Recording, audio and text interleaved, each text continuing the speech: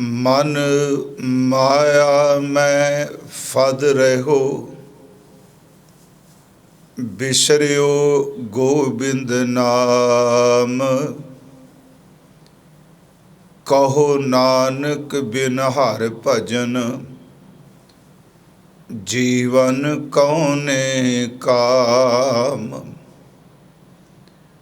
मन माया मैं फद रहो, बिसरियो गोबिंद नाम। कहो नानक हर भजन, कहो नानक बिन हर भजन, जीवन कौने काम। प्राणी राम न चेतई, मद माया कै अंध। कहो नानक हर भजन बिन, परत ताहें जम फंद। प्राणी राम न चेतई, मद माया कै अंध। कहो नानक हर भजन बिन, परत ताहें जम फंद। वाहिगुरु जी का खालसा, वाहिगुरु जी की फतेह। जुगो जुग अटल, चवर छतर तख्त दे मालिक। शब्द गुर पीरा गहर गंभीरा, सतगुरु श्री गुरु ग्रंथ साहिब जी। सतगुरां दी चरण शरण विच बैठ करके सतगुरु गुरु तेग बहादुर जी महाराज हजूर दे अंमृत बचनां दी विचार आपां कर रहे हां। अज 2 श्लोकां दा पाठ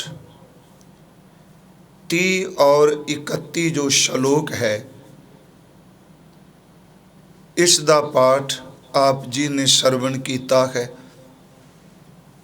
सतगुरु गुरु तेग बहादुर जी महाराज कृपा करके असीस बख्शो दाता जी। आप विच वरत के भय भावनी शरदा आप जी रहमत करके कथन और स्रोत नूं आत्म रस दी दात बख्शिश करो। साध संगत, आप जितने भी देश विदेश विच बैठे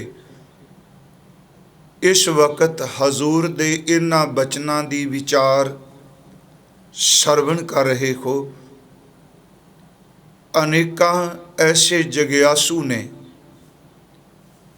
जिन्हां ने कदी बाणी नहीं पढ़ी, और अनेकां ऐसे गुरमुख प्यारे ने कि जिन्हां ने सतगुरु दे शब्द नूं कमाया है, ज्ञान दा भंडारा सतगुरु ने बख्शिया है। वो भी सारे ये विचार श्रवण कर रहे ने। आओ आप समूह संगत शीश ते हाथ रखो, सुरत राही भावना राही, तां जो मैं आप जी नूं अपनी ये सबक संथिया सुना सकां। इस दे अखरी अर्थ मन माया मैं फद रहो, हजूर बख्शिश कर रहे ने कि मनुखी मन माया में फद रहो। माया दे विच फद दा अर्थ हुंदा है फसिया होया है, जां लफ्ज़ वरतीए उलझिया होया है। कि मनुखी मन माया दे विच खचत है, प्रवृत्त है, फसिया है, उलझिया है। ते जिहड़ा मन माया च उलझिया है, उहदे च फसिया है, ਤੇ ਉੱਥੇ ਕੁਦਰਤੀ ਤੌਰ ਤੇ ਵਿਸਰਿਓ ਗੋਬਿੰਦ ਨਾਮ। ਉੱਥੇ ਗੋਬਿੰਦ ਦਾ ਜਿਹੜਾ ਧਰਤੀ ਨੂੰ ਸਹਾਰਾ ਦੇਣ ਵਾਲਾ ਪਾਰ ਬ੍ਰਹਮ ਪਰਮੇਸ਼ਵਰ ਹੈ, ਉਸ ਦਾ ਨਾਮ ਉੱਥੋਂ ਵਿਸਰ ਗਿਆ, ਕਿਉਂਕਿ ਮਨ ਜਿਸ ਜਗ੍ਹਾ ਤੋਂ ਫਸਿਆ ਹੈ, ਜਿਸ ਜਗ੍ਹਾ ਤੇ ਫਸਿਆ ਹੈ, ਉੱਥੋਂ ਇਹ ਨਿਕਲਦਾ ਨਹੀਂ ਪਿਆ। ਅਖਰੀ ਅਰਥ ਨੇ ਮਨ ਮਾਇਆ ਮੈਂ ਫਦ ਰਹੋ। ਮਨ ਮਾਇਆ ਦੇ ਵਿੱਚ ਫਸਿਆ ਹੋਇਆ ਹੈ, ਵਿਸਰਿਓ ਗੋਬਿੰਦ ਨਾਮ। ਉਸ ਵਿੱਚ ਪ੍ਰਵਿਰਤ ਹੋਣ ਕਾਰਨ ਇਸ ਨੂੰ ਗੋਬਿੰਦ ਦਾ ਨਾਮ ਵਿਸਰ ਗਿਆ ਹੈ। ਤੇ ਮਹਾਰਾਜ ਕਰਨ ਕਹੋ ਨਾਨਕ ਹਰ ਭਜਨ ਬਿਨ, ਹਰੀ ਦੇ ਭਜਨ ਤੋਂ ਬਿਨਾ।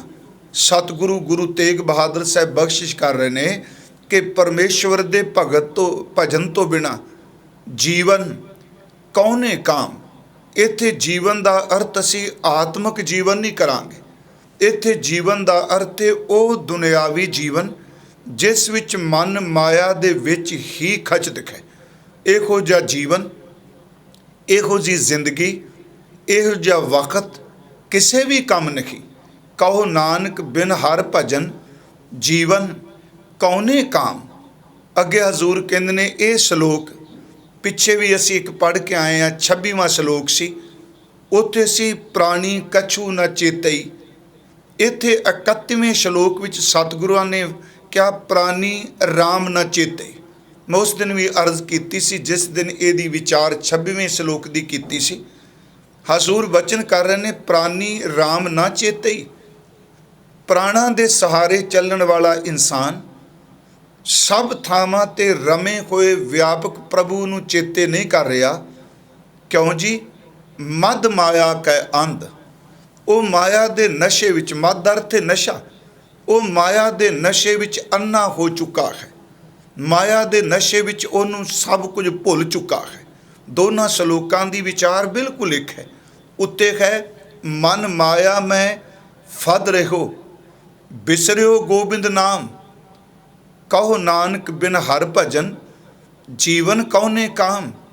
ਤੇ ਦੂਸਰੇ ਸ਼ਲੋਕ ਵਿੱਚ ਜੇ ਇਹ ਫਸਿਆ ਹੈ ਤੇ ਇਸ ਫਸੇ ਹੋਏ ਨੂੰ ਮਾਇਆ 'ਚ ਪ੍ਰਵਿਰਤ ਨੂੰ ਪ੍ਰਭੂ ਕਿੱਥੇ ਚੇਤੇ। ਮਹਾਰਾਜ ਕਹਿੰਦੇ ਨੇ ਪ੍ਰਾਨੀ ਰਾਮ ਨਾ ਚੇਤਈ, ਮਦ ਮਾਇਆ ਕੈ ਅੰਧ।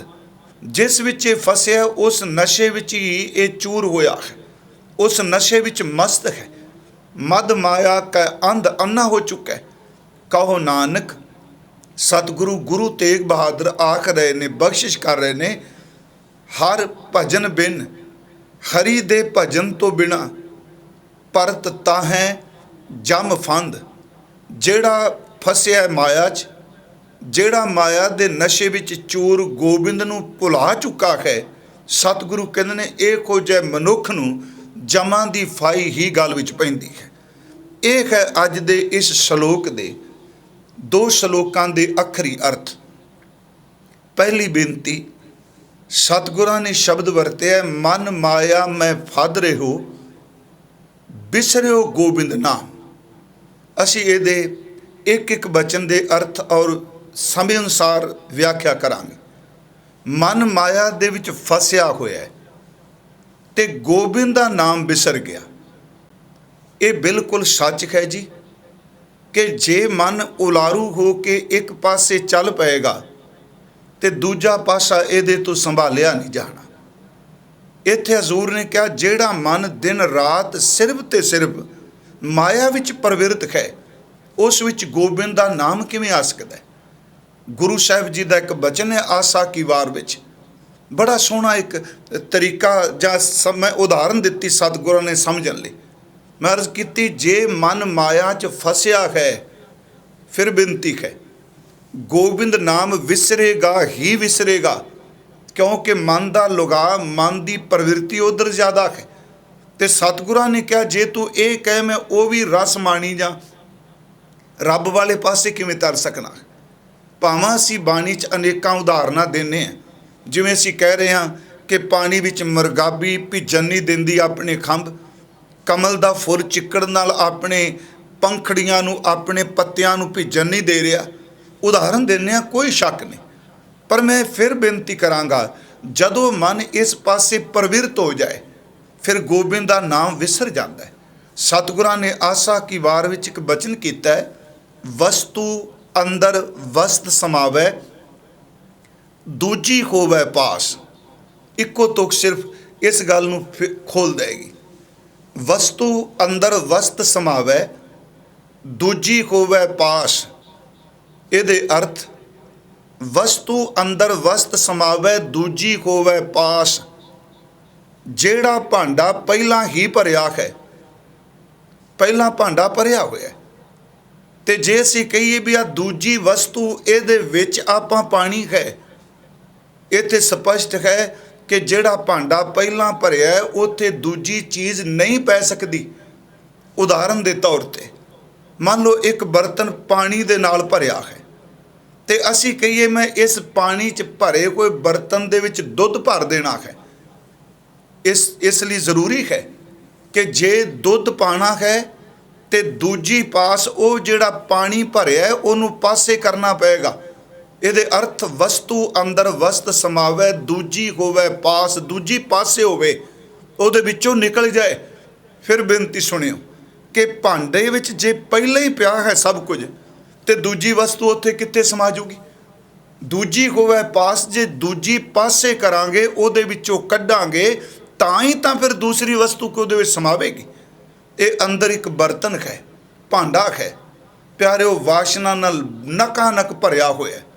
ਹੁਣ ਇਹ ਵੀ ਕਹੀਏ ਵੀ ਵਾਸ਼ਨਾ ਨਾਲ ਵੀ ਭਰਿਆ ਹੋਵੇ ਤੇ ਇਹਦੇ ਵਿੱਚ ਪਰਮੇਸ਼ਵਰ ਦੇ ਨਾਮ ਦਾ ਰਸ ਵੀ ਟਿਕ ਜਾਏ, ਇਹ ਕਦੀ ਹੋ ਹੀ ਨਹੀਂ ਸਕਦਾ, ਕਿਉਂਕਿ ਵਸਤੂ ਅੰਦਰ ਵਸਤ ਸਮਾਵੈ, ਦੂਜੀ ਹੋਵੇ ਪਾਸ। ਜੇ ਦੂਜੀ ਨੂੰ ਕੱਢ ਕੇ ਪਾਸੇ ਕਰਾਂਗੇ ਤਾਂ ਵਸਤੂ ਦੂਜੀ ਇਹਦੇ ਵਿੱਚ ਟਿਕੇਗੀ।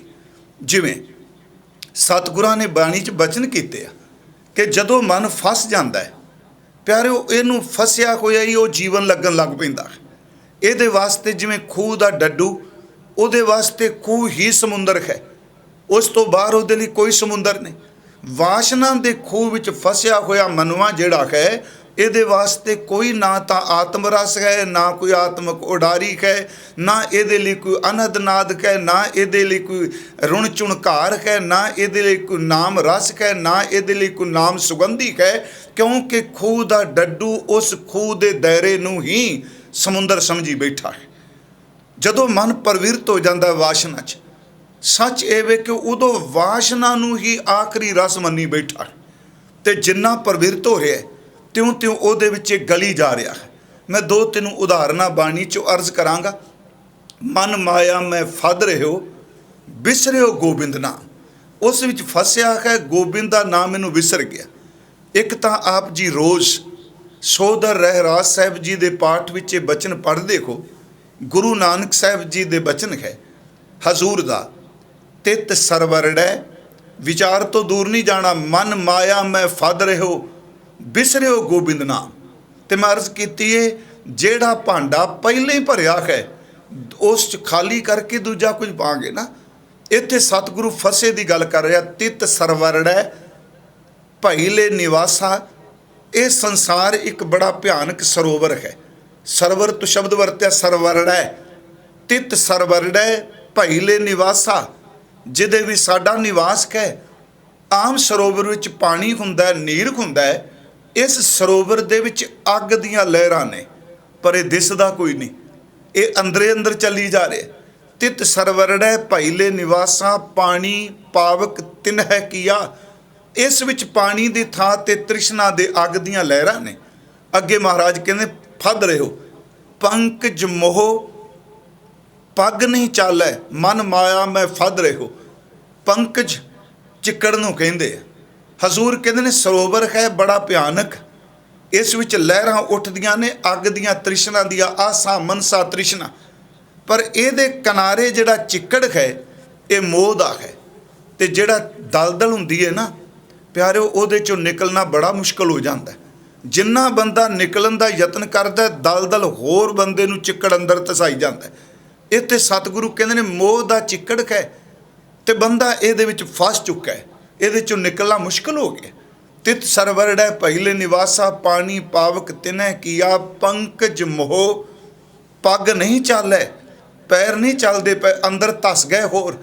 ਮਨ ਮਾਇਆ ਮੈਂ ਫਦ ਰਹਿਓ, ਪੰਕਜ ਮੋਹ ਪੱਗ ਨਹੀਂ ਚਾਲੈ। ਹਮ ਦੇਖਾ ਹਜ਼ੂਰ ਕਹਿੰਦੇ ਨੇ ਅਸਾਂ ਦੇਖਿਆ ਇੱਕ ਨਹੀਂ ਅਨੇਕਾਂ ਡੁੱਬ ਗਏ।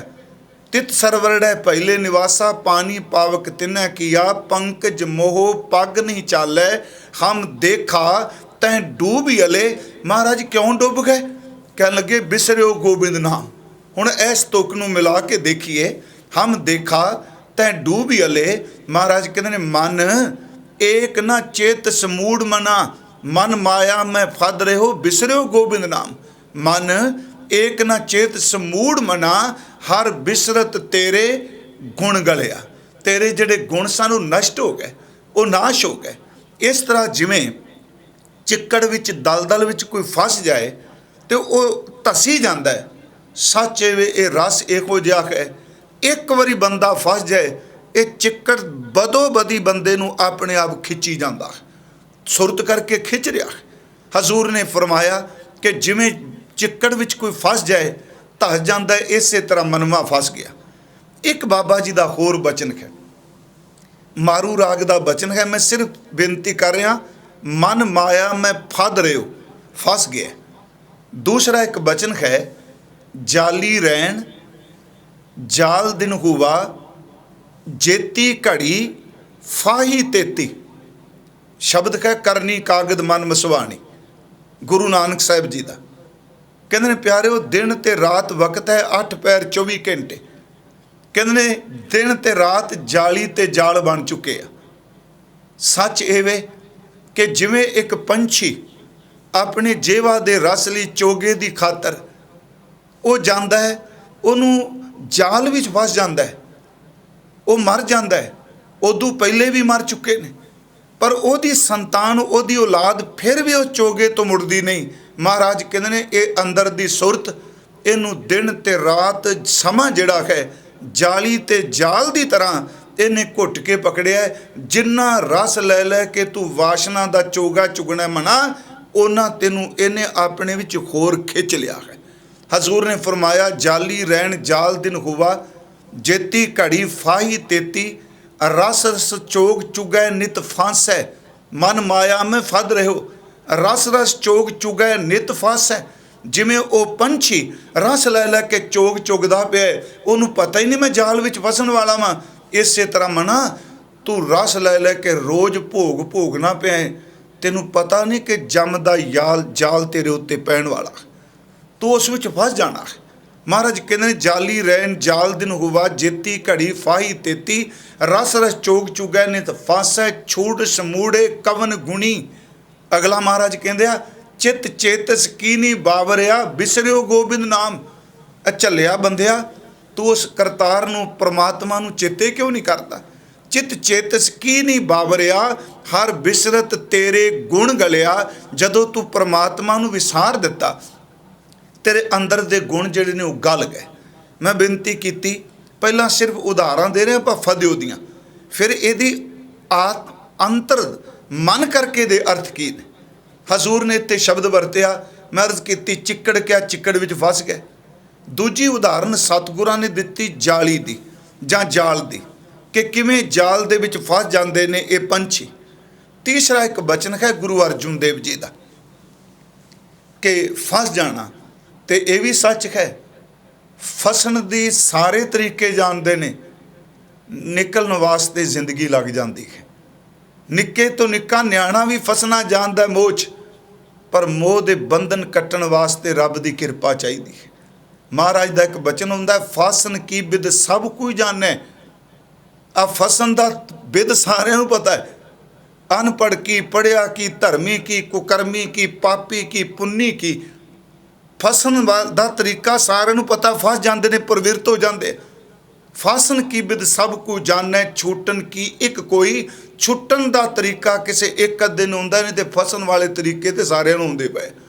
ਇੱਥੇ ਹਜ਼ੂਰ ਨੇ ਇੱਕ ਹੋਰ ਪ੍ਰਮਾਣ ਦਿੱਤਾ ਸਮਝਣ ਲਈ ਕਿ ਮਨ ਮਾਇਆ ਮੈਂ ਫਦ ਰਿਓ। ਦੇਖੋ ਆਹ ਗੁੜ ਅਸੀਂ ਘਰਾਂ 'ਚ ਵਰਤਨੇ ਤੇ ਹੁਣ ਵਰਤਿਆ ਜਾ ਰਿਹਾ ਹੈ ਤੇ ਵਰਤਣਾ ਵੀ ਚਾਹੀਦਾ ਹੈ। ਦੇਖੋ ਆਪਣੇ ਘਰਾਂ ਦੇ ਵਿੱਚ ਪਹਿਲਾਂ ਨਾ ਜੀ, ਮੈਨੂੰ ਪਤਾ ਮਿੱਟੀ ਦੇ ਭਾਂਡੇ ਹੁੰਦੇ ਸਨ, ਘੜਾ ਹੋਣਾ, ਮੱਟ ਹੋਣਾ, ਤੇ ਉਸ ਮੱਟ ਦੇ ਵਿੱਚ ਗੁੜ ਪਾ ਦੇਣਾ। ਤੇ ਜਦੋਂ ਆਉਂਦੇ ਸਨ ਸਾਉਣ ਭਾਦੋਂ ਦੇ ਦਿਨ, ਮੀਂਹ ਪੈਣੇ, ਉਦੋਂ ਗੁੜ ਜਿਹੜਾ ਸੀ ਚਿਪਚਿਪਾ ਹੋ ਜਾਂਦਾ ਸੀ, ਜਿਹਨੂੰ ਆਪਾਂ ਚੀੜਾ ਜਿਹਾ ਕਹਿੰਦੇ ਸਾਂ। ਜੇ ਉਹਨੂੰ ਖਾਣ ਲੱਗਣਾ ਰੋੜੀ ਦੀ ਤਰ੍ਹਾਂ ਸੁੱਕਾ ਨਹੀਂ, ਉਹ ਹੱਥ ਦੇ ਨਾਲ ਚੰਬੜ ਜਾਂਦਾ ਸੀ। ਮਹਾਰਾਜ ਨੇ ਕਿਹਾ ਦੇਖੋ ਕਿਵੇਂ ਫਸਦਾ ਬੰਦਾ।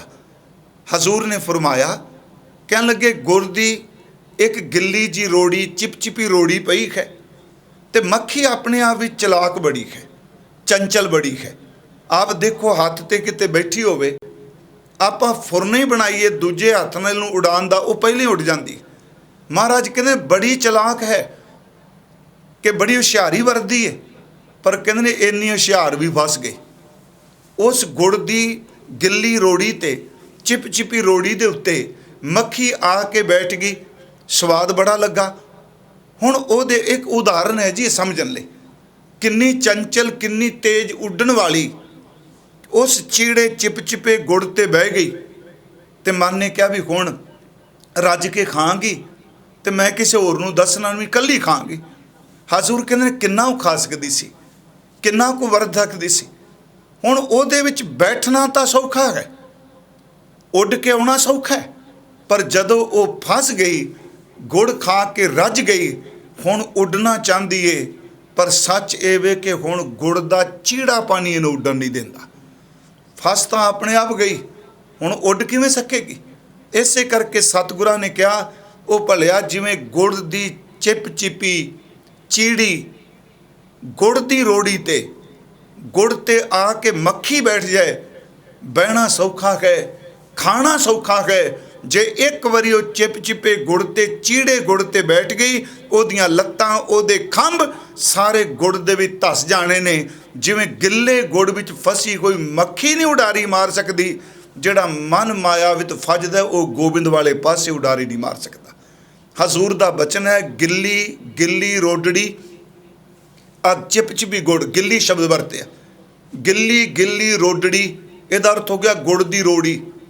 ਭੌਂਦੀ ਭਵ ਭਵ ਆਏ, ਮੱਖੀ ਚੰਚਲ ਉੱਡਦੀ ਕੋਈ ਉੱਥੇ ਆ ਕੇ ਬੈਠ ਕੇ, ਗਿੱਲੀ ਗਿੱਲੀ ਰੋਦੜੀ ਭੌਂਦੀ ਭਵ ਭਵ ਆਏ, ਜੋ ਬੈਠੇ ਸੇ ਫਾਥਿਆ ਮਨ ਮਾਇਆ ਮੈਂ ਰਮ ਰਿਓ। ਸਤਿਗੁਰੂ ਨੇ ਕਿਹਾ ਇੱਥੇ ਕਿਆ ਮਨ ਮਾਇਆ ਮੈਂ ਫਦ ਰਿਓ।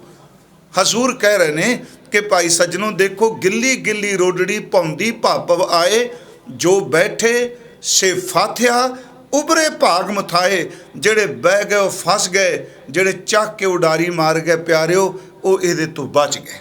ਮੈਂ ਸਿਰਫ ਤੈਨੂੰ ਉਦਾਹਰਨਾਂ ਬਾਣੀ 'ਚੋਂ ਇੰਨੀਆਂ ਕੁ ਅਰਜ਼ ਕੀਤੀਆਂ ਨੇ, ਜਿਵੇਂ ਜਾਲ ਵਿੱਚ ਚੋਗੇ ਦੀ ਖਾਤਰ ਪੰਛੀ ਫਸ ਜਾਂਦਾ ਹੈ, ਉਹਨੂੰ ਉਡਾਰੀ ਨਹੀਂ ਨਸੀਬ ਹੁੰਦੀ। ਸੱਚ ਇਹ ਵੇ ਜਿਵੇਂ ਦਲਦਲ 'ਚ ਇਨਸਾਨ ਫਸ ਜਾਏ, ਨਿਕਲਣਾ ਮੁਸ਼ਕਿਲ ਹੋ ਜਾਂਦਾ ਹੈ, ਜਿਵੇਂ ਗਿੱਲੇ ਗੁੜ ਦੀ ਰੋੜੀ ਤੇ ਮੱਖੀ ਫਸ ਜਾਏ ਤੇ ਉੱਡਣਾ ਨਸੀਬ ਨਹੀਂ ਹੁੰਦਾ। ਇਨ ਬਿਨ ਇਸੇ ਤਰ੍ਹਾਂ ਜਦੋਂ ਮਨ ਇਹਦੇ ਵਿੱਚ ਪ੍ਰਵਿਰਤ ਹੋ ਜਾਏ, ਇਹਦੇ ਵਿੱਚ ਫਸ ਜਾਏ ਪਿਆਰਿਓ, ਫਿਰ ਨਾਮ ਦਾ ਰਸ ਨਸੀਬ ਨਹੀਂ ਹੁੰਦਾ, ਕਿਉਂਕਿ ਇਹ ਫਸਾ ਹੀ ਇੰਨਾ ਕੁ ਲੈਂਦਾ ਹੈ ਕਿ ਬੰਦੇ ਨੂੰ ਭੁੱਲ ਜਾਂਦਾ ਸਭ ਕੁਝ। ਇੱਕ ਉਦਾਹਰਨ ਇੱਥੇ ਮੈਂ ਦੇਣ ਲੱਗਾ, ਸਮਝਣ ਲਈ ਸੌਖਾ ਹੋਰ ਹੋ ਜਾਏ। ਇਹ ਵੈਸੇ ਕਈ ਵਾਰੀ ਮੈਂ ਕਥਾ 'ਚ ਅਰਜ਼ ਕੀਤੀ ਹੈ, ਜਿਹੜੇ ਰੂਟੀਨ 'ਚ ਕਥਾ ਸੁਣਦੇ ਨੇ ਉਹਨੂੰ ਪਤਾ ਹੈ। ਸਤਿਗੁਰੂ ਗੁਰੂ ਅਰਜੁਨ ਦੇਵ ਮਹਾਰਾਜ, ਉਹਨਾਂ ਦਾ ਇੱਕ ਸਿੱਖ ਹੋਇਆ, ਉਹਦਾ ਨਾਮ ਸੀ ਭਾਈ ਚੂਹੜ। ਇਹ ਲਖਨਊ ਦਾ ਵਸਨੀਕ ਸੀ।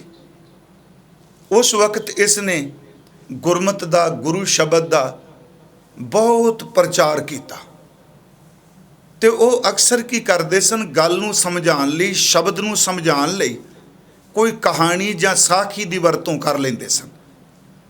ਤੇ ਉਹਨਾਂ ਨੇ ਇੱਕ ਬੜੀ ਰੋਚਕ ਜੀ ਕਹਾਣੀ ਕਹੀ, ਤੇ ਉਹ ਕਵਿਤਾ ਵੀ ਕਰਦੇ ਸਨ ਭਾਈ ਚੂਹੜ ਜੀ।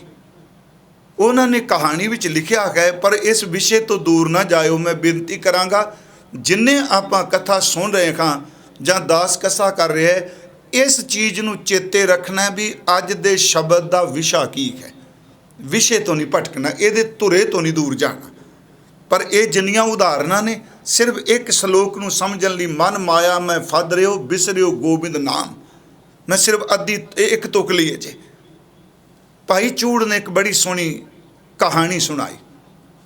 ਕਥਾ ਕਰ ਰਹੇ ਸਨ, ਕਹਿੰਦੇ ਨੇ ਇੱਕ ਰਾਜਾ, ਬਹੁਤ ਭਲਾ ਬੰਦਾ, ਧਰਮੀ ਬੰਦਾ। ਇਹ ਨਹੀਂ ਕਿ ਸਾਰੇ ਰਾਜੇ माड़े हुंदे आ, बड़े बड़े धर्मी बंदे पैदा होए आ।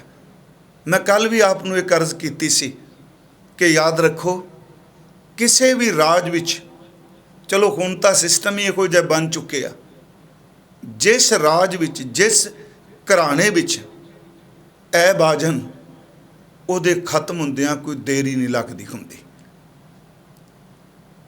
बड़ा सोहना एक बचन कहा गुरु अर्जुन देव जी ने।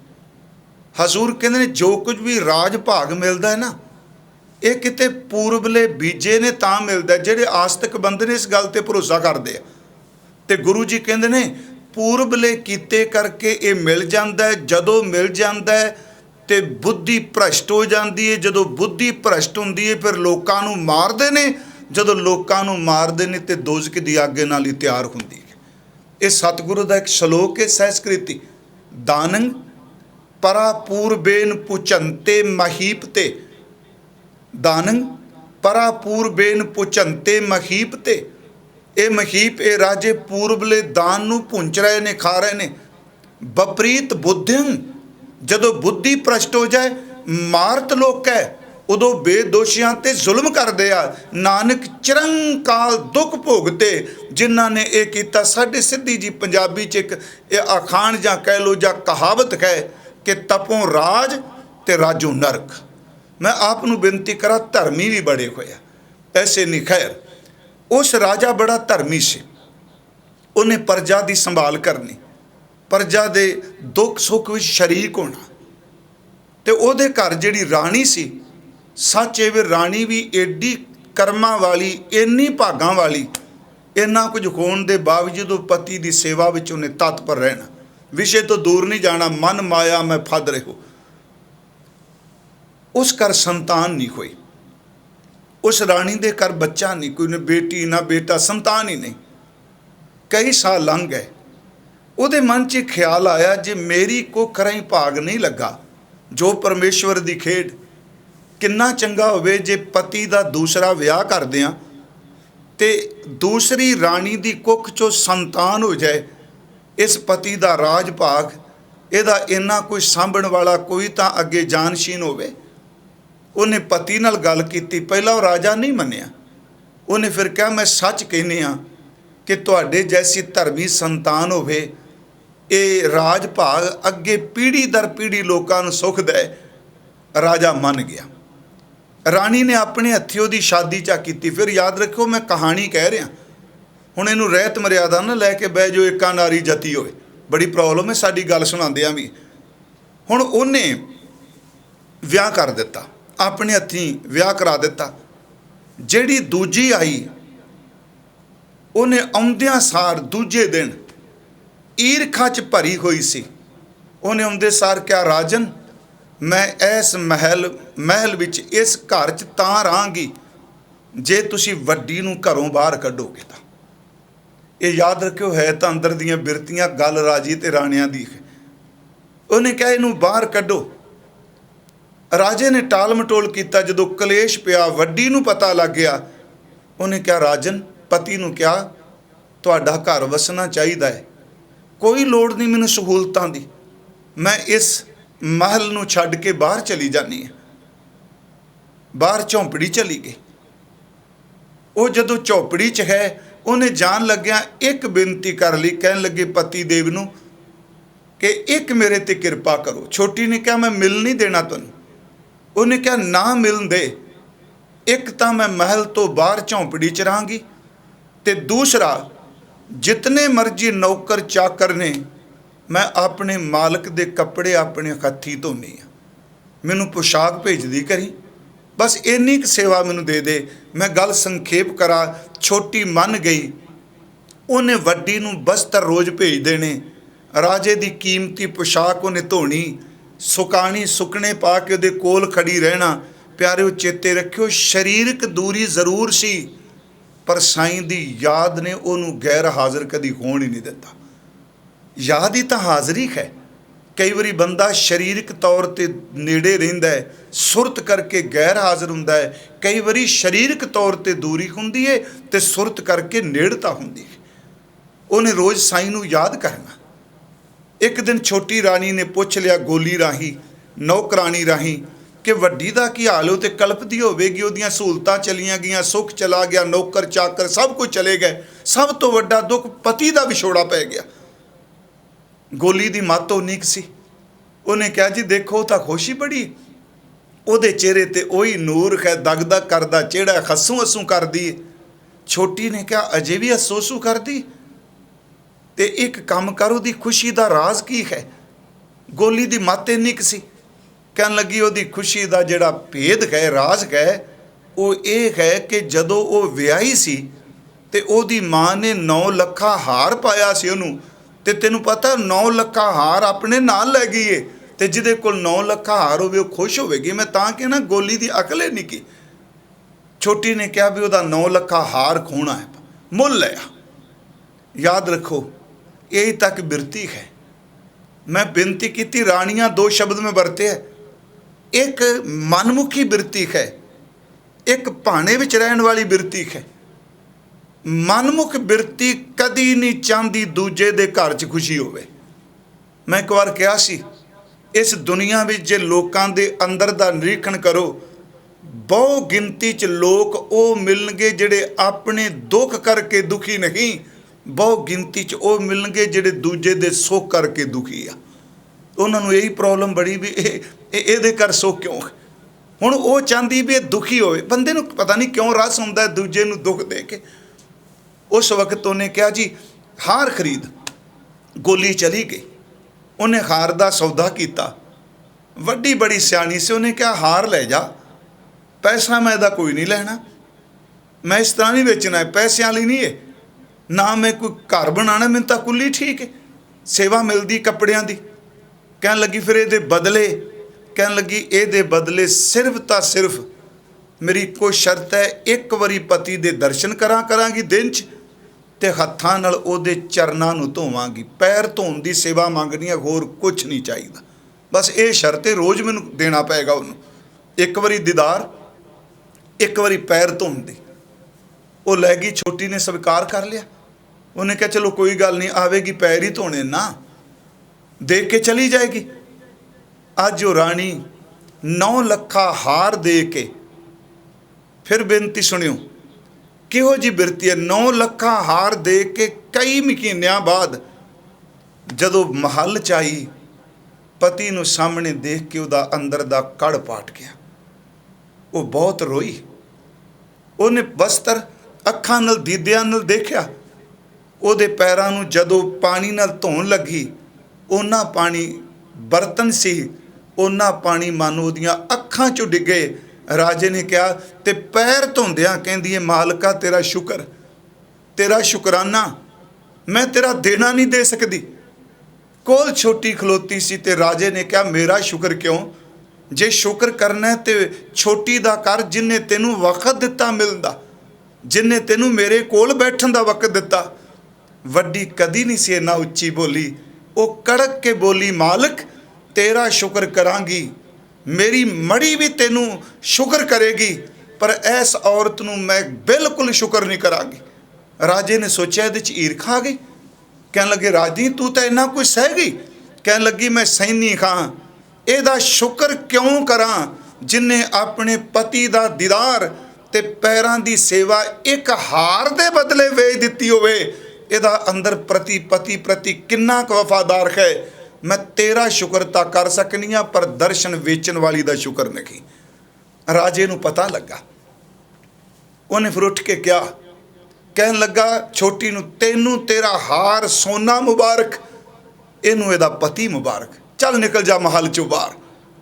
जदों छोटी कहंदे ने बाहर कड्डी ते वड्डी ने हार मार फड़ाया, ले जा। उन्हें फिर हार तोड़िया, उहदे मोती जमीन ते डिगे, ते लंघदी होई जो कुछ जो गा रही सी, उन्होंने भाई चूड़ ने, मैं कहांगा सियाणे विद्वान ने कलमबद्ध किया। वो लंघदी हुई कह रही सी, लोको शाला हार टुटे अध विचों ते तेरे थीवण लाल अजाई। मैं गल कर रहा मन माया मैं फद रहो, आप उस विषय ते फिर आवांगे। ते कहानी में जा कह लो भी सिख दी दास्तान आप नाल तां सुना रहे हैं भी समझ पै जाए। वो लंघदी हुई कह रही है शाला हार टुटे अध विचों तेरे थीवण लाल अजाई। समझ गया जी, हार टुट जाए सड़ जाए, तेरे लाला नू अग लग जाए। शाला हार टुटे अध विचों ते तेरे थीवन लाल अजाई। जे जाना हारी नू खार हरेंदा ते खारे हथ ना पाई। कहंदी मैं झल्ली नू पता हुंदा इस हार ने मैनू पति दे घरों बाहर कढ़ देना, मैं क्यों इहदे विच प्रवृत्त होई। शाला हार टुटे अध विचों तेरे थीवन लाल अजाई। जे जाना हारी नू खार हरेंदा खारे हथ ना लाई। एक दुहाग बिया मसलत जगदी। ये जिहड़ा दुहाग शब्द दा अर्थ हुंदा है पति दा हथ सिर तो उठ जाना। एक दुहाग बिया मसलत जगदी किस नू आख सुनाई।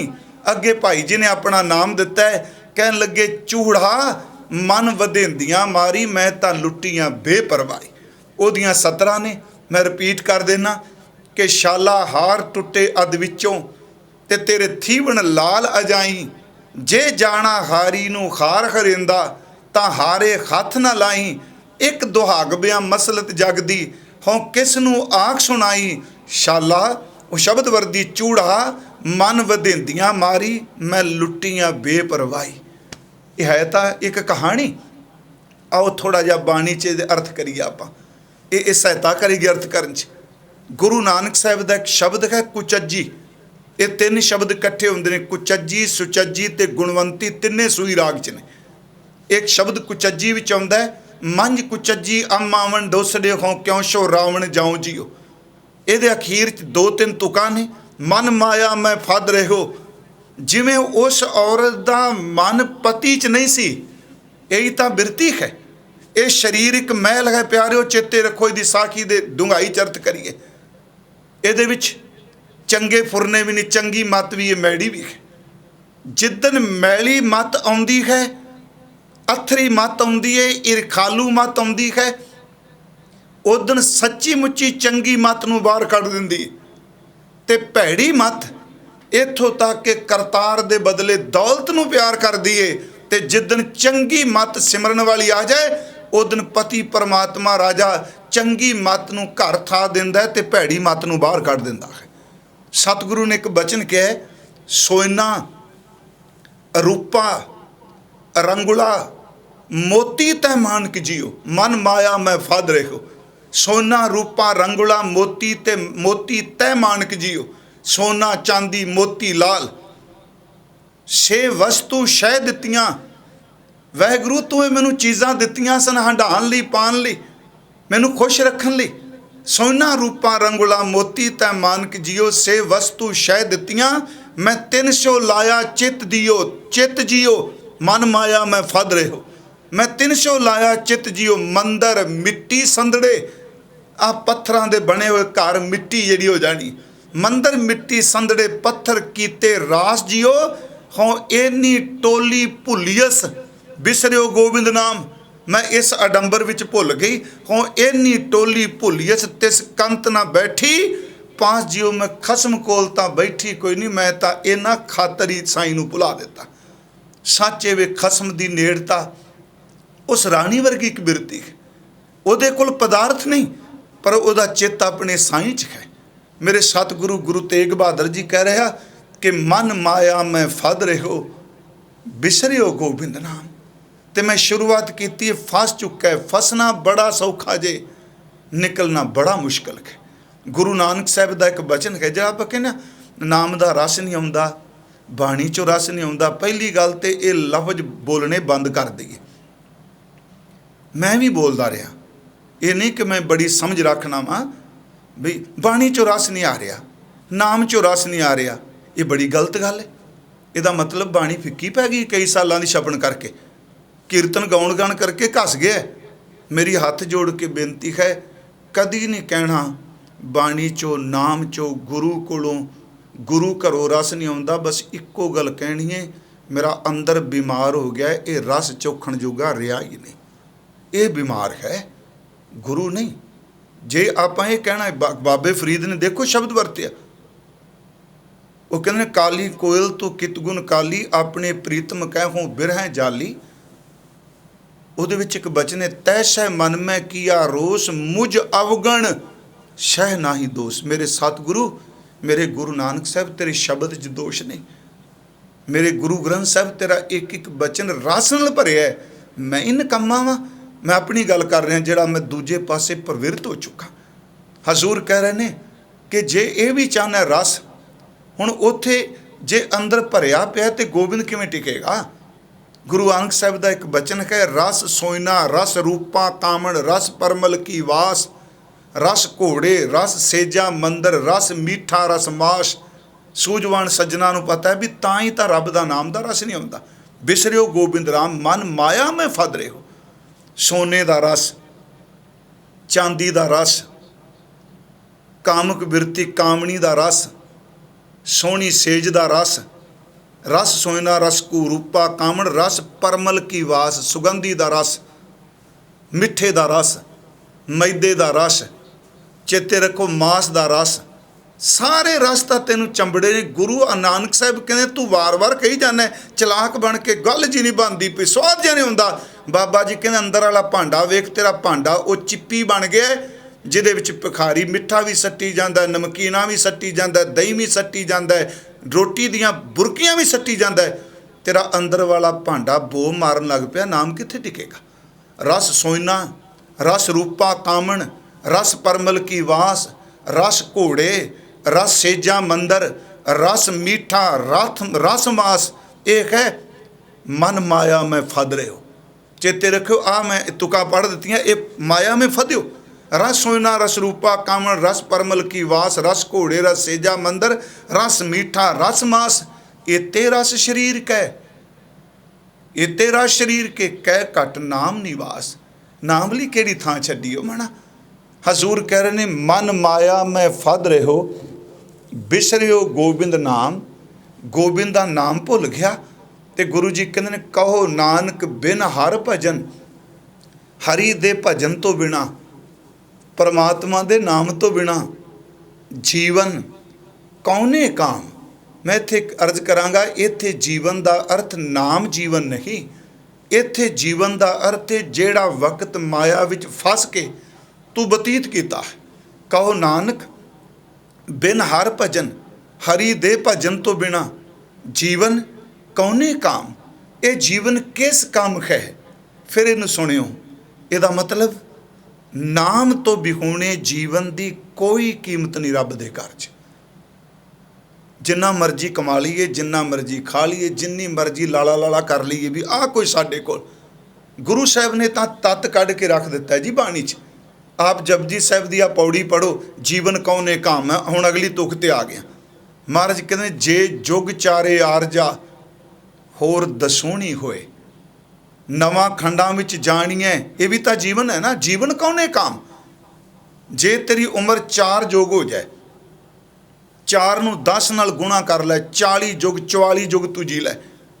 जे जुग चारे आरजा होर दसूणी होए, इनू 4 नूं 10 नाल गुणा कर, दसूणी 10 नाल गुणा कर, जरब कर लै।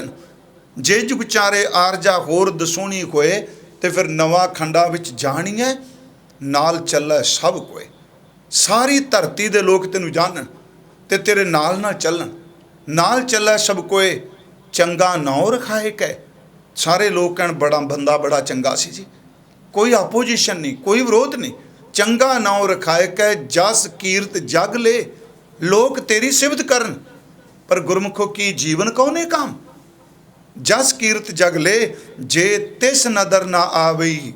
महाराज कहते ने कहो नानक बिन हर भजन, सिमरन तो बिना जे तिस नदर ना आवी, तां बात ना पूछे के वो तो बिना की। हुण कहिए जी मैं जीवन च बंदा आ कुछ ठीक है, समाजिक तौर पर दुनियावी तौर पर बड़ी देन समाज की उसारी लिखे। जे रूहानीयत के तौर पर देखिए, गुरु साहब ने तो ऐसे ऐसे प्रमाण दिते। जदों पढ़ी देने एक वचन आउंदा है, साकत की आवारदा जाए बिरथारी, साकत की आवारदा जाए बिरथारी, जैसे कागद के भार मूसा टूक गवावत, काम नहीं गवारी।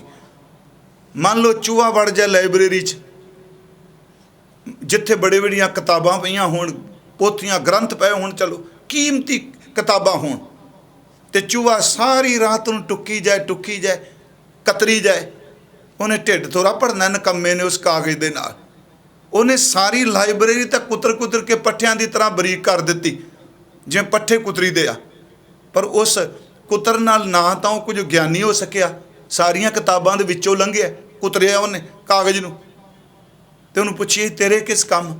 ਮਹਾਰਾਜ ਕਹਿੰਦੇ ਨੇ ਰੱਬ ਤੋਂ ਭੁੱਲੇ ਹੋਏ ਦੀ ਜ਼ਿੰਦਗੀ ਉਸ ਚੂਹੇ ਦੀ ਤਰ੍ਹਾਂ ਹੈ ਜਿਹੜਾ ਕਿਤਾਬਾਂ ਕੁਤਰ ਕੁਤਰ ਕੇ ਢੇਰ ਲਾ ਦਿੰਦਾ ਕਾਗਜ਼ ਦੇ, ਪਰ ਨਕੰਮੇ ਨੂੰ ਹਾਸਲ ਕੁਝ ਵੀ ਨਹੀਂ ਹੁੰਦਾ। ਸਾਕਤ ਕੀ ਅਵਰ ਦਾ ਜਾਏ ਬਿਰਥਾਰੀ, जैसे कागद के भार मूसा टू गवावत काम नहीं गवारी। मैं ये तो कह रहा कहो नानक बिन हर भजन जीवन कौने काम, बिन सिमरन दिन रैन बृथा बिहाए, मेघ बिना ज्यों खेती जाए। सिमरन तो बिना मेघ बिना ज्यों खेती जाए, गोबिंद भजन बिन बृथे सब काम, ज्यों किरपन के निरार्थ धाम। जिमें कंजूस का पैसा किसी अर्थ नहीं, जिमें मीह तो बिना खेती कदी प्रफुल्लित नहीं होती, सिमरन तो बिना बंदगी तो बिना गुरु जी कहते ठीक है जिन्ना मर्जी तू कही जा मेरा जीवन, सिमरन तो बिना जीवन कुछ भी नहीं। हाँ सिमरन थोड़ी जिंदगी विच भी वड्डियां पलांगा पट जाता है बंदा, ते सिमरन तो बिना बहुत लम्मा जी के भी एक कदम भी नहीं चलता। फिर मैं रिपीट करांगा, सिमरन वाला अंदर थोड़े जे वक्त विच, थोड़े जे समय विच सदियां तक अपनी अमिट छाप छड़ जाता है। ते सिमरन तो बिना सच एवे 100 साल जींदा होया बंदा भी एक खिन लई कुछ छड़ के नहीं जाता। इसे करके एक बार मैं फतेहगढ़ साहिब कथा करदे अर्ज कीती सी कि जदों साहिबजादियां नूं कल भी चलो असीं बाबा बंदा सिंह बहादुर जी का जिक्र किया, जिहदे नाल बड़ी बेइंसाफी की इतिहास ने, बहुत धक्का किया उहदे नाल। मैं खैर किसी दिन फिर से भी जो डोल गए जी इस तरह हो गए, तो मैं राती घर गल कर रहा सी बैठे परिवार च, मैं कि जिहड़ा बंदा डोल ही गया है वो वेखो डोलिया होया बंदा जे ये कहे जी मैं गुरु गोबिंद सिंह दा सिख ही नहीं, यही कांगनों डोल गया।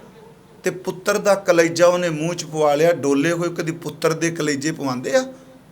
डोले हुए तो पुत्रां लई गद्दियां लभदे आ। उन्हें पुत्र दा कलेजा पवाया, उन्हों जंबूरां नाल मांस नोच नोच के उन्होंने शहीद किया। ते जदों पुछया गया तू किहो जी मौत मरनी चाहना, उन्हें एको गल कही सी मुस्करा के, कहंदे मैनूं ओ मौत मारी जिहड़ी मौत मरन दी तू आप आस रखना है। खैर मैं विषय तो दूर नहीं जावांगा कि सिमरन वाली जिंदगी एक घड़ी की जिंदगी, घड़ी शब्द बड़ा वड्डा है जी, मैं बाणी चो अगे अर्ज करना। सिमरन वाले थोड़े दिन भी बहुत लम्मा समा रहिंदे आ। लम्मा समा जीण वाला जिहड़ा बंदा है उहदा नामो निशान मिट जाता है। साहिबजादे कचहरी च गए तो उन्होंने तो जो पूछा गया पता तो सी फतेह गजाई, सुचानंद अगे पुछदा तुसीं कौन हो बई, टनकान लई ना। ते अगों साहिबजादा जी बोलते आ, शब्द कहते आ कि गोबिंद सिंह के पूत हम माता गुजरी पाहे। ये गल का उत्तर दे रहे जो पूछा तुसीं कौन, कहते ने गोबिंद सिंह के पूत हम माता गुजरी पाहे, जोरावर सिंह फतेह सिंह नाम हमारे आहे। साडा नाम जोरावर सिंह ते फतेह सिंह है। जदों मौत दा कल्ले डरावे नहीं दिते, अखीर ते जदों असीं नीआं च चिण देना है, उत्थे फिर काजी ने एक गल कही है, तुहाडी उम्र बड़ी थोड़ी जे, तुसीं वेख्या कि ये दुनिया च। इस गल का जिक्र डॉक्टर बलबीर सिंह करदे आ लम्मी नदर पुस्तक विच कि बच्चिओ तुहाडी उम्र की, अजे तुसी कुछ नहीं देखिया। देखो जे लम्मा समा जियोगे, साडी गल मनोगे, हर सुख तुहानू मिलेगा। वह ना वाह वाह। डॉक्टर साहब लिख दिया कि बाबा फतेह सिंह बोल के कहंदे आ, तुहाडी जिंदगी च, तुहाडी नज़र च जिंदगी जीवन दे अर्थ ने विषय विलास भोग के मरना। साडे पिता ने सानू ये गल समझाई है, पुत्र शरीरक तौर ते थोड़ा भी जी जाओ, नाम च एक निमक जी जाओगे तो करोड़ों साल तक जींदे रहांगे। उत्थे वो शब्द वरत्या एक निमक जो सिमरन में जिया। इत्थे मैं बेनती दूजा पक्ष रखिया जो गुरु जी ने कहा, कहो नानक बिन हर भजन जीवन कौने काम। एक निमक जो सिमरन में जिया, कोट दिन से लाख सदा थिरथिया। इस तुक नूं फिर सुनियो, ਜਿਹੜਾ ਇੱਕ ਨਿਮਖ ਸਿਮਰਨ ਚ ਜੀ ਗਿਆ, ਕੋਟ ਦਿਨ ਸਲਾਖ ਸਦਾ ਥਿਰਤੀਆ, ਉਹ ਲੱਖਾਂ ਕਰੋੜਾਂ ਦਿਨ ਜਿਉਂਦਾ ਰਹਿ ਜਾਂਦਾ ਹੈ ਜਿਹੜਾ ਇੱਕ ਖਿਨ ਬੰਦਗੀ ਚ ਜੀ ਜਾਂਦਾ ਹੈ। ਪਿਆਰਿਓ, ਜਿਹੜਾ ਕਰੋੜਾਂ ਸਾਲ ਜੀਏ ਤੇ ਖਿਨ ਬੰਦਗੀ ਨਾ ਕਰੇ, ਉਹ ਕਿ ਖਿਨ ਵੀ ਨਹੀਂ ਜੀਂਦਾ। ਇਸ ਨੂੰ ਗੁਰੂ ਜੀ ਨੇ ਕਿਹਾ, ਮਨ ਮਾਇਆ ਮੈਂ ਫਦ ਰਿਹੋ, ਬਿਸਰਿਓ ਗੋਬਿੰਦ ਨਾਮ, ਕਹੋ ਨਾਨਕ ਬਿਨ ਹਰ ਭਜਨ ਜੀਵਨ ਕੌਨੇ ਕਾਮ। ਹੁਣ ਅਗਲਾ ਸ਼ਲੋਕ ਪ੍ਰਾਨੀ, ਇਹਦੇ ਅਰਥ ਵੈਸੇ ਉਸ ਦਿਨ ਆਪਾਂ ਕੀਤੇ ਸਨ ਡਿਟੇਲ ਨਾਲ, ਪਰ ਮੈਂ ਫਿਰ ਹੀ ਅਰਜ਼ ਕਰ ਦੇਣਾ। ਪ੍ਰਾਨੀ ਰਾਮ ਨਾ ਚੇਤਈ, ਉਸ ਦਿਨ ਇਹ ਸ਼ਲੋਕ ਸੀ ਪ੍ਰਾਨੀ ਕਛੂ ਨਾ ਚੇਤਈ।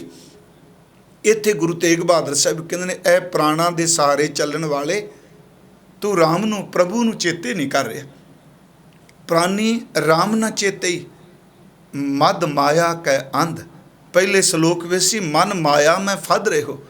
ਮਨ ਮਾਇਆ, ਇਹ ਜਿਹੜਾ ਮਨ ਹੈ ਇਹ ਰਚਿਆ ਹੈ। ਮਹਾਰਾਜ ਕਹਿੰਦੇ ਪ੍ਰਾਨੀ ਰਾਮ ਨਾ ਚੇਤਈ, ਮਦ ਮਾਇਆ ਕੈ ਅੰਧ, ਮਾਇਆ ਦੇ ਨਸ਼ੇ ਵਿੱਚ ਪ੍ਰਵਿਰਤ ਹੈ। ਅੰਧ ਦਾ ਅਰਥ ਅੰਨਾ ਹੋ ਚੁੱਕਾ ਹੈ। ਸਤਿਗੁਰੂ ਕਹਿੰਦੇ ਨੇ ਕਿ ਕਹੋ ਨਾਨਕ ਹਰ ਭਜਨ ਬਿਨ ਪਰਤ ਤਾਹੇ ਜਮ ਫੰਦ। ਜਿਹੜਾ ਮਾਇਆ ਦੇ ਮੱਧ ਵਿੱਚ, ਨਸ਼ੇ ਵਿੱਚ ਚੂਰ ਹੈ, ਪਰਮੇਸ਼ਵਰ ਦੇ ਭਜਨ ਤੋਂ ਵਿਰਵਾ ਹੈ, ਸਤਿਗੁਰੂ ਕਹਿੰਦੇ ਨੇ ਉਹਦੇ ਗਲੇ ਵਿੱਚ ਜਮਾਂ ਦਾ ਫੰਦਾ, ਜਮਾਂ ਦੀ ਫਾਂਸੀ ਪੈਂਦੀ ਹੈ। ਉਸ ਦਿਨ ਵੀ ਦਾਸ ਨੇ ਅਰਜ਼ ਕੀਤੀ ਸੀ, ਮੈਂ ਫਿਰ ਉਸੇ ਖਿਆਲ ਨੂੰ ਥੋੜ੍ਹਾ ਜਿਹਾ ਰਿਪੀਟ ਕਰ ਦੇਣਾ। ਮਾਇਆ ਧਾਰੀ ਦਾ ਨਸ਼ਾ ਬੜਾ ਮੁਸ਼ਕਲ ਜੀ। ਇਹ ਨਸ਼ੇ 'ਚ ਚੂਰ ਹੋਇਆ ਬੰਦਾ, ਇਹਨੂੰ ਕੁਛ ਵੀ ਨਹੀਂ ਸੁਝਦਾ। ਜਿਵੇਂ ਆ ਦੁਨਿਆਵੀ ਨਸ਼ੇ 'ਚ ਪਿਆ ਹੋਇਆ ਬੰਦਾ ਘਰ ਬਾਰ ਸਭ ਕੁਝ ਤਬਾਹ ਕਰ ਜਾਂਦਾ ਹੈ, ਜਿਹੜਾ ਇਸ ਨਸ਼ੇ ਵਿੱਚ ਚੂਰ ਹੋ ਜਾਏ। ਪਰ ਥੋੜ੍ਹਾ ਜਿਹਾ ਫਰਕ ਜ਼ਰੂਰ ਹੈ। ਇਹ ਨਹੀਂ ਕਿ ਆਪਾਂ ਦੁਨਿਆਵੀ ਨਸ਼ੇ ਦੀ ਪ੍ਰੋੜਤਾ ਕਰ ਰਹੇ ਹਾਂ। ਦੁਨਿਆਵੀ ਨਸ਼ਾ ਸ਼ਰਾਬ ਪੀਤਾ ਹੋਵੇ, ਗੋਲੀ ਚਲਾ ਕੇ ਕਿਸੇ ਇੱਕ ਨੂੰ ਮਾਰੂਗਾ, ਆਪਣੇ ਆਪ ਨੂੰ ਮਾਰ ਲੂਗਾ, ਸੜਕ 'ਤੇ ਜਾਂਦਿਆਂ ਕਿਤੇ ਡਿੱਗ ਪਊਗਾ, ਹੈ ਤਾਂ ਮਾੜੀ ਗੱਲ ਨਾ। ਐਕਸੀਡੈਂਟ ਕਰ ਲੂਗਾ, ਜਿਗਲਾ ਗੱਟੇ ਗਿੱਟੇ ਗੋਡੇ, ਜਾਂ ਆਪਣੀ ਜੇਬ ਖਾਲੀ ਕਰ ਜੂਗਾ, ਜਾਂ ਕਿਸੇ ਨਾਲ ਲੜ ਪਊਗਾ। ਉਹ ਨਿਜਤਾ ਹੈ। ਇੱਕ ਬੰਦਾ ਕਿੰਨਿਆਂ ਕੁ ਨਾਲ ਕਰੇਗਾ। ਸ਼ਰਾਬ ਦੇ ਨਸ਼ੇ ਵਾਲਾ ਵੀ ਨੁਕਸਾਨ ਕਰਦਾ ਹੈ, ਪਰ ਜਿਸ ਬੰਦੇ ਨੂੰ ਮਾਇਆ ਦਾ ਨਸ਼ਾ ਚੜ੍ਹ ਜਾਏ ਪਿਆਰਿਓ, ਉਹ ਬੰਦਾ ਬਹੁਤ ਜ਼ਿਆਦਾ ਤਬਾਹੀ ਕਰ ਜਾਂਦਾ ਹੈ। ਹਜ਼ੂਰ ਨੇ ਕਿਹਾ ਨਹੀਂ, ਚਲੋ ਇੱਥੇ ਮੈਂ ਪੋਜ਼ਿਟਿਵ ਕੁਝ ਬੇਨਤੀ ਕਰਦੇ ਹਾਂ। ਇਹ ਕਿਸੇ ਕਿਸਮ ਦਾ ਵੀ ਨਸ਼ਾ, ਇਹ ਮਾਇਆ ਦਾ ਨਸ਼ਾ ਵੀ, ਪ੍ਰਭਤਾ ਦਾ ਨਸ਼ਾ ਵੀ। ਚਲੋ ਕਈ ਬੰਦੇ ਕਹਿੰਦੇ ਸਾਰੀ ਜ਼ਿੰਦਗੀ ਮੈਂ ਸ਼ਰਾਬ ਨੂੰ ਹੱਥ ਨਹੀਂ ਲਾਇਆ ਜੀ, ਮੈਂ ਇਸ ਚੀਜ਼ ਨੂੰ ਹੱਥ ਨਹੀਂ ਲਾਇਆ ਜੀ, ਚੰਗੀ ਗੱਲ ਹੈ। ਪਰ ਪਿਆਰਿਓ, ਜਿਹੜਾ ਇਹ ਤੂੰ ਕਹੀ ਜਾਣਾ ਮੈਂ ਨਹੀਂ ਹੱਥ ਲਾਇਆ, ਇਹ ਵੀ ਤਾਂ ਇੱਕ ਨਸ਼ਾ ਹੀ ਹੈ। ਇਹ ਵੀ ਤਾਂ ਇੱਕ ਰਸ ਹੁੰਦਾ ਪਿਆ ਤੈਨੂੰ। ਇਹ ਜਿਹੜਾ ਨਸ਼ਾ ਹੈ ਮਾਇਆ ਦਾ, ਗੁਰੂ ਜੀ ਕਹਿ ਰਹੇ ਨੇ ਕਿ ਪ੍ਰਾਨੀ ਰਾਮ ਨਾ ਚੇਤੀ, ਮਦ ਮਾਇਆ ਕੈ ਅੰਧ, ਅੰਨਾ ਹੋ ਗਿਆ ਇਸ 'ਚ। ਤੇ ਸਤਿਗੁਰੂ ਕਹਿੰਦੇ ਨੇ ਕਹੋ ਨਾਨਕ ਹਰ ਭਜਨ ਬਿਨ ਪਰਥ ਤਾਹੇ ਜਮਫੰਦ।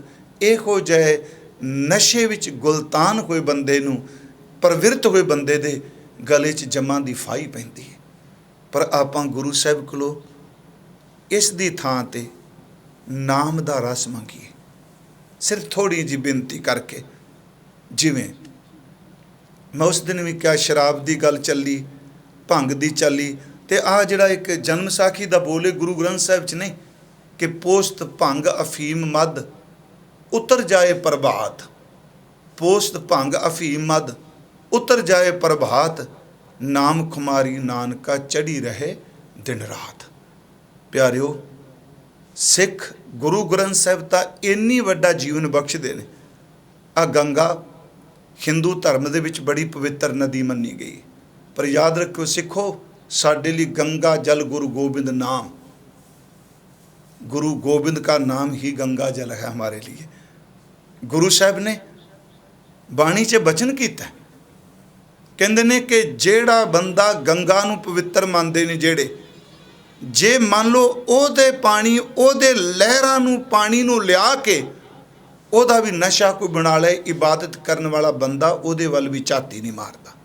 ਸੁਰਸਰੀ ਸਲਲਕ੍ਰਿਤ ਬਾਰਨੀ ਰੇ, ਭਗਤ ਰਵਿਦਾਸ ਜੀ ਮਹਾਰਾਜ। ਸੁਰਸਰੀ ਸਲਲਕ੍ਰਿਤ ਬਾਰਨੀ ਰੇ, ਸੰਤ ਜਨ ਕਰਤ ਨਹੀਂ ਪਾਨਕ। ਸੰਤ ਜਨ ਉਹਨੂੰ ਪੀਂਦੇ ਨਹੀਂ, ਉਹਦੇ 'ਚ ਪ੍ਰਵਿਰਤ ਨਹੀਂ ਹੁੰਦੇ। ਆਪਾਂ ਸਤਿਗੁਰੂ ਤੋਂ, ਧੰਨ ਗੁਰੂ ਗੋਬਿੰਦ ਸਿੰਘ ਜੀ ਤੋਂ ਇੱਕ ਦਾਤ ਮੰਗੀਏ, ਉਹ ਦਾਤ ਹੈ ਨਾਮ ਰਸ ਦੀ, ਅੰਮ੍ਰਿਤ ਰਸ ਦੀ, ਇਬਾਦਤ ਰਸ ਦੀ, ਭਗਤੀ ਰਸ ਦੀ।